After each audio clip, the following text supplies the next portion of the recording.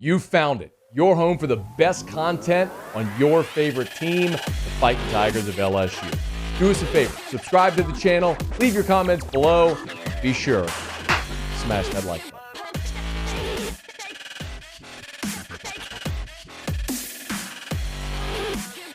What do you think? They got a shot on Saturday? Are we jumping straight in? They have a puncher's chance because they have, a solid defense. I think that at a high level, well, let's say for a second what I think LSU needs to have happen besides obviously put more points up on the board than Alabama. But, the problem that I see is that it's not even the losses, it's the wins. I mean, you barely beat State. You struggled against Auburn. You had the big win against Florida. You had the big win against Ole Miss, but just annihilated by, embarrassed by an elite team like Tennessee. The same team, by the way, that needed 17 penalties from Alabama at home to squeak out a win. So, I think, first of all, there's a significant difference between Alabama, and I think that's reflected in the point spread that you see. Kelly's done a great job, but it was interesting listening to Saban this week say LSU's playing as well as anyone in the country. I am like, not for 4 straight quarters, they're not. You are hanging on, man. Are you kidding me? You just cannot give them any type of credit at all. All right. For LSU to win this game, 2 things have to happen. Okay. The first is Alabama's got to keep making mistakes like they have been, right? I mean, we talked about this last week and the week before. They are dead last in turnovers in the conference, close to the country, particularly, in the SEC conference games. And they're not penalties by being too aggressive like we saw with LSU in 2007 or Florida in 2006. They're penalties because they're making sloppy mistakes. So, you cannot have 17 penalties on the road and win. Not against a team that is, has a roster like LSU's. So if they play like that, then LSU's definitely got a good chance to win this, and turnovers too, right? In conference play right now, Alabama's 12th in the conference in turnovers. In giveaways? In giveaways, okay. Yeah. Negative 0.5 or something. I mean, they are tied with Auburn. And you don't want to be tied with Auburn in anything. In anything. Not right now. So, if they continue, and LSU, as we know, is, the hardest place to play football. I mean, you just listen to Paul Bryant, who said that after he'd won like 10 straight times and still said it was the hardest place to play football.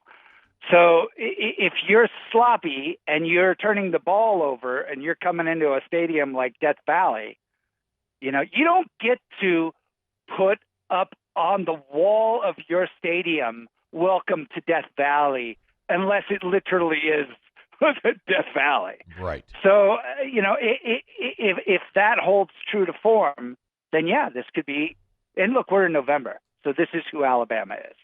You are what your record says you are. Yep. And they're sloppy as a 4-year-old in a preschool.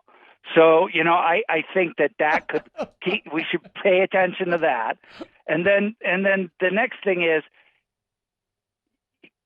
you're not going to make a lot of deep passing plays against this Alabama team, right? And you've got, if you think about 30-yard passing plays, LSU's, tied for dead last, believe it or not, with Mississippi State. You expect State to be throwing the ball well, but they're struggling on that as well. So I don't think you're going to throw the ball very well against this Alabama defense, but you've got to be able to stop their explosive plays, their long plays, and I think LSU can do that.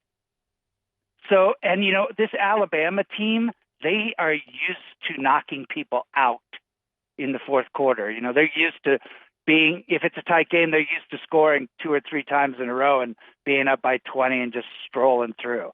So if you can punch them in the face, if the crowd is nice and loud, if they're making sloppy penalties and turnovers, and you're close, then yeah, I think there's a good chance down the stretch. Okay. He's on Twitter at Russ Mitchell, CFB. One thing's for sure, LSU's not getting shut out in this ballgame. No. I think those days, and that's the biggest difference, right? I mean, when LSU got shut out in 16, then again in 18, it's like, how can they not score in this ballgame? LSU went 10 years without scoring 20 points in this ballgame.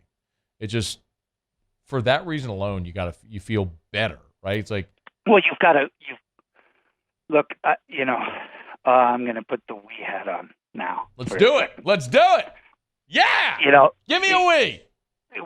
We will always be inevitably those of us who have more purple in their wardrobe than any grown man should have at any particular point in time. I have publicly admitted that I don't have white in my wardrobe. I have lavender or lilac. I wear that as my white color. And I will be forever grateful to Mr. Coach O for 2019.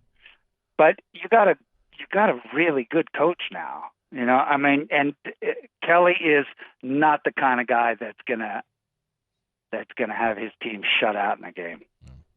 That being said, what's the spread right now? 13.5. Yeah, I don't think I would. I think I'd probably punt the 13. Yeah, I'd abstain. Just watch the game. I think Bama wins, but I would take LSU in the points if I were going to bet the game. I think that probably. I bet it settles closer to 10 when we get closer to the game. I bet that number does come down a little bit.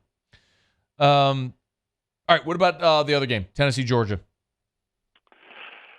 Well, I mean, the interesting thing in the Kentucky game was that Levis is a pro number 1 overall pick, and the Tennessee defense, their offense scored 44 points, but it didn't really matter. The defense held them to 6. Yeah. Kentucky only had 200 yards of offense. So, that's pretty amazing. Now you've got, I would just say that other than the LSU road game, Alabama's secondary can be roasted deep, and they have been all season. Again, I don't think LSU will be able to do that, but Tennessee certainly did. And that was perfect for Tennessee. And, they had to put up a fight to get past Pittsburgh and Florida. So this Georgia defense is nowhere near. It is better than LSU's defense. This Georgia defense, top of the charts right now in the SEC, playing at home. If the game were in Tennessee, I'd pick Tennessee. The game's in Athens, I'll take Georgia. Okay. Who's Auburn going to hire?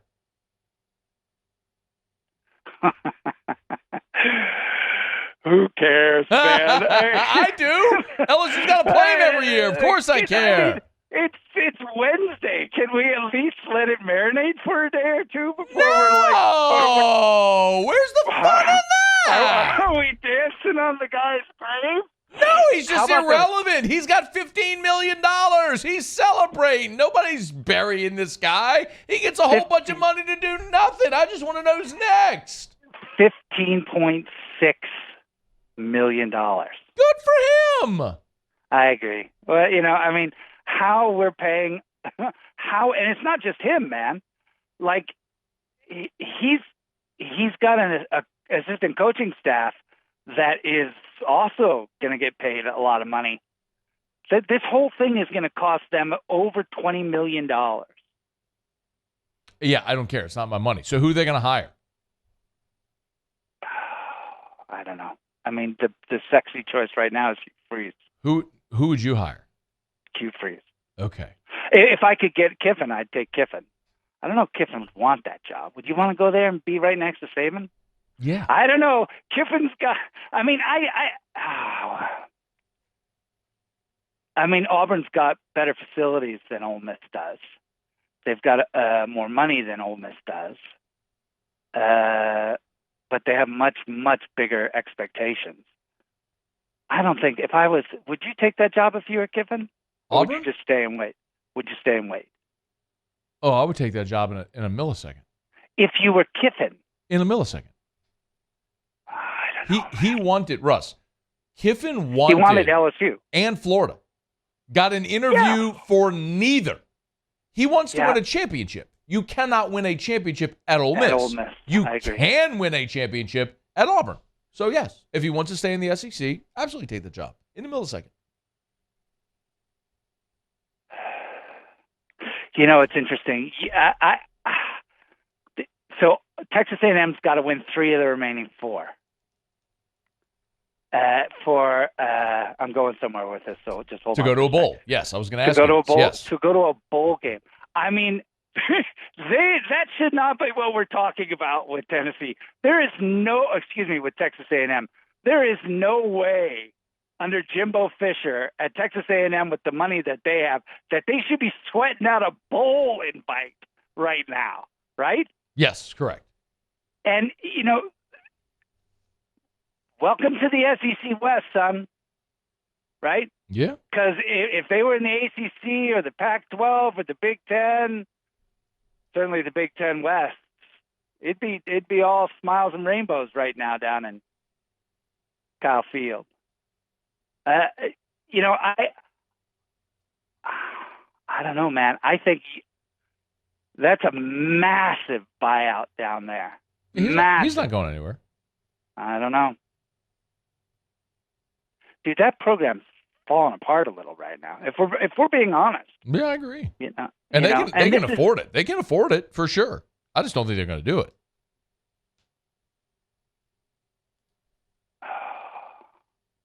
What do you think it takes?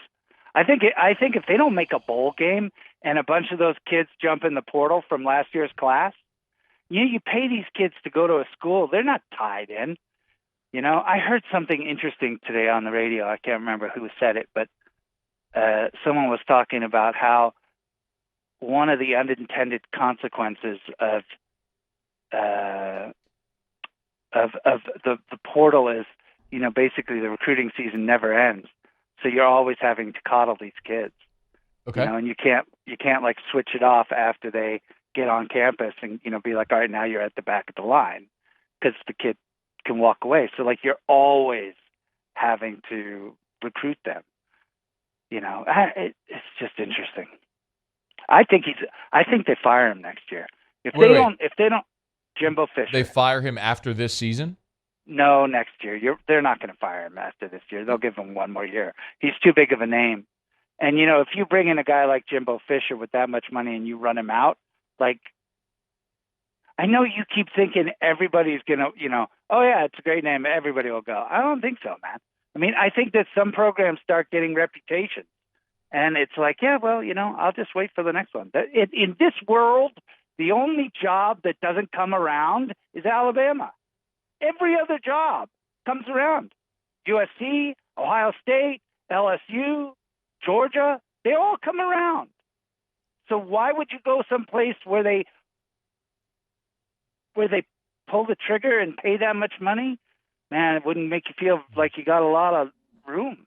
Yeah. For a decade, the Alabama job came around pretty often.